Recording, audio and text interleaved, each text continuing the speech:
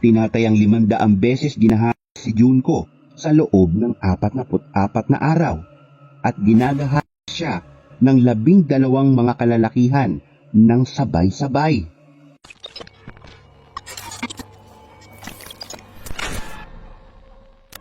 Isang buwan ng Nobyembre taong 1998, si Junko Furuta, 16 years old, na nag-aaral sa Misato, Saitama Prefecture, Japan, ay mailalarawan natin isang mabuting anak at estudyante. Matalino siyang bata, mabait at may angking kagandahan.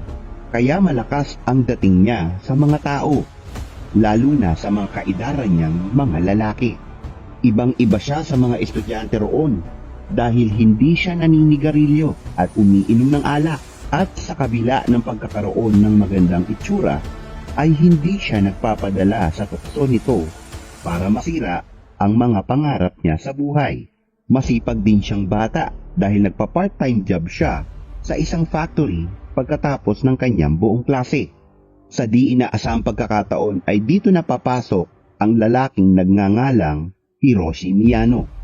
May gusto at sobrang obsessed siya kay Junko. Malaki ang kumpiyansa nito sa sarili, kaya inaakala niyang hindi siya mabibigo sa panliligaw niya sa dalaga. Sa kanilang paaralan ay walang sino mang babae ang magtangkang basti din siya dahil binabantaan niya sila at sinasabing may connection siya sa Yakuza, isang makapangyarihang sindikato, ngunit may pinaninindigan itong si Junko at siya lamang ang naglakas loob na ibasted siya. Nagalit ng husto si Hiroshi sa kanya at ang pagbabasted pala ni Junko ang magbubukas pinto sa kanya papuntang impyerno. Isang makulimlim na hapon ng Biyernes, November 25, 1988, magkasama ang dalawang tukmol na sina Hiroshi Miyano at Shinji Minato. Sa local park sa Misato, nandun silang dalawa para mangmak at mambiktima ng mga kursonada nilang babae. May mga ginawang kalokohan na palang mga ito na nakarecord sa mga pulis. Yun nga lang, mga minor de edad pa lang sila, kaya nakakalusot sila sa batas. Maya-maya ay natsyempohan nila si Junko na nagbibisikleta pa uwi galing trabaho. Gumawa sila ng plano para makumbinsi ni Hiroshi ang kawawang Junko na sumama sa kanya. Sinipa ni Minato si Junko habang nagbibisikleta at kunwari bigla namang sumulpot itong si Hiroshi na nag-alabayani. Walang kaalam-alam si Junko na si Hiroshi pala ay isang mapanlinlang na halimaw na nag-anyong tupa. Matapos tulungan ni Hiroshi si Junko ay inalok niya siya para ihatid pa uwi. Nang sa gayon daw, makauwi siya ng ligtas at tinanggap naman ito ni Junko dahil sa pag-aakalang di gagawa ng masama ang tukmol. Matagumpay ang plano ng dalawang manyak para sa biktima na si Junko. Kinidnap ni Hiroshi si Junko at dinala sa isang abandonadong bodega. Doon siya hinatid ng makailang beses at binantaan na manahimik na lamang kung ayaw niyang patayin siya ni Hiroshi, pati ang pamilya nito. Paulit-ulit niyang sinasabi na may connection siya sa Yakuza gang. Pagkatapos ng sirain ang pagkababae ni Junko, ang tatlo niyang mga kasamahan na sila Minato, Watanabe at Jo ay inaantay sila sa isang parke. Pagkarating nila Hiroshi, ang tatlo naman ang sumunod na nanghala kay Junko. Matapos ang pangalan nila kay Junko, ay dinala siya sa bahay ng mga magulang ni Minato upang doon nila siya patuloy na manyakin, paglaruan at pahirapan. Kapag binibisita ng mga magulang ni Minato ang kanilang anak, pinupwersa si Junko na magpanggap bilang girlfriend niya ito. Pero kahit nagpapanggap siya, alam ng mga magulang kung ano talaga ang nangyayari sa pamamahay nila. Gayunpaman, kahit na nahihiwatigan na sila sa mga kasamaang ginagawa ng kanilang anak kay Junko, isasara na lamang nila ang kanilang mga bibig at kunwaring walang alam sa mga nangyayari dahil natatakot din sila sa banta ng Yakuza gang. Dahil sa ilang araw nang hindi nakakauwi si Junko sa kanila, labis na nag-aalala ang mga magulang niya, kaya inireport na nila ito sa kapulisan. Kaya naman pinuwersa nila Hiroshi si Junko na may kasamang pagbabanta na tawagan niya sa telepono ang kanyang mga magulang at sabihin na kunwari na okay lang siya at walang nangyayaring masama sa kanya. At kasama niya lang ang mga kaibigan niya. Pinuwersa rin siyang sabihin sa mga magulang niya na itigil na ang operasyon ng mga pulis sa paghahanap sa kanya. Habang hawak si Junko ng mga halimaw, ay talagang mala-impyerno ang nararanasan niya sa mga ito sa loob ng 44 na araw. Tinatayang ginahas siya ng 100 kalalakihan, kasama na rin ang iba pang miyembro ng Yakuza Gang. Tinatayang 500 beses ginahas si Junko sa loob ng 44 na araw at ginagahas siya ng 12 mga kalalakihan ng sabay-sabay.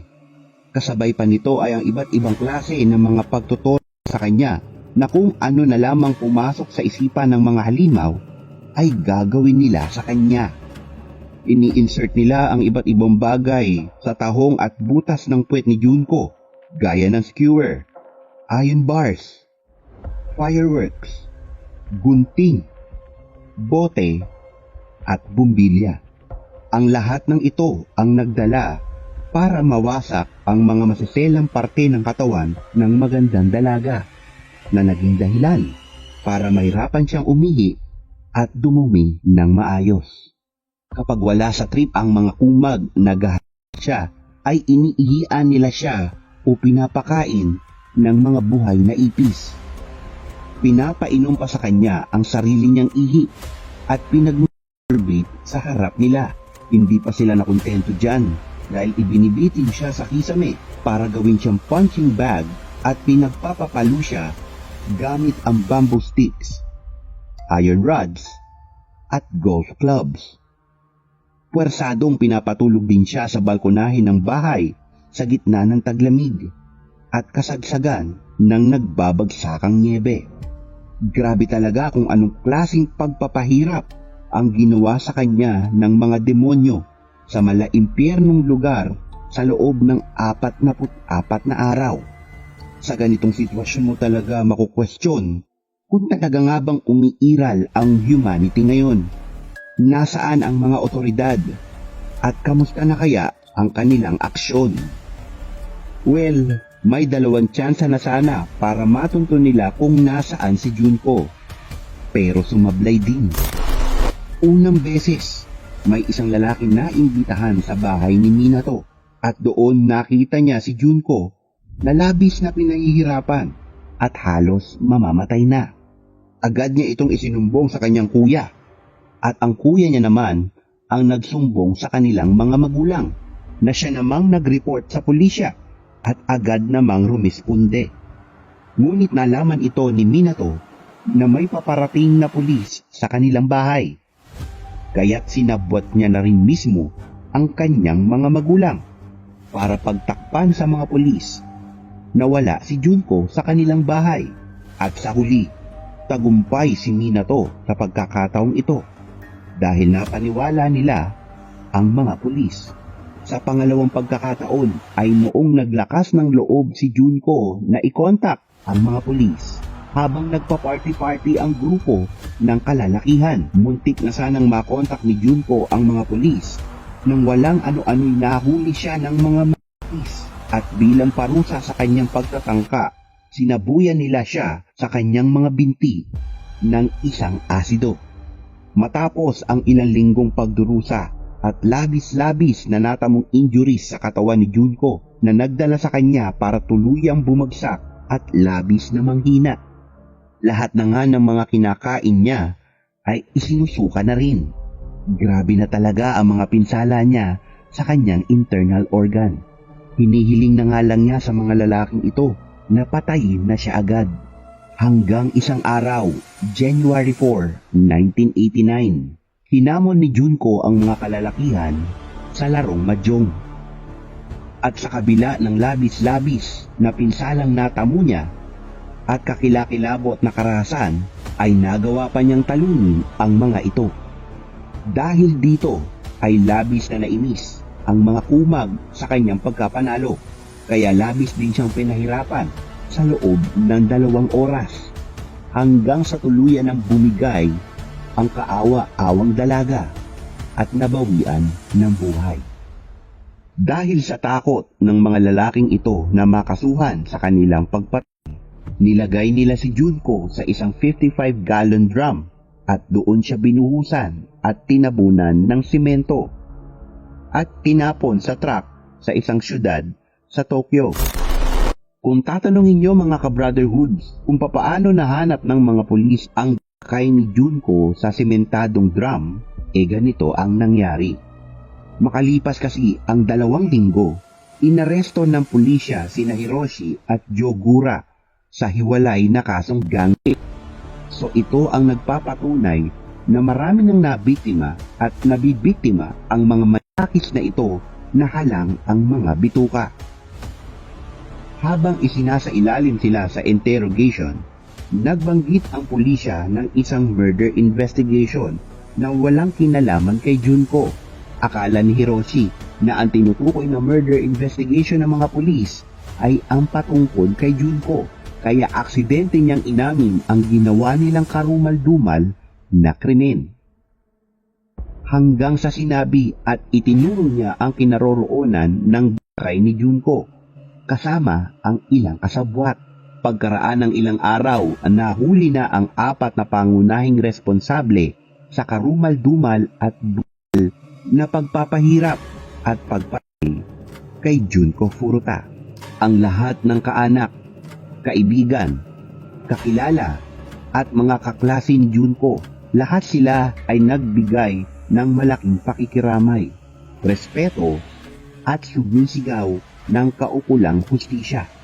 Si Hiroshi Miyano ang nakatanggap lamang ng sentensyang 17 years na pagkakakulong.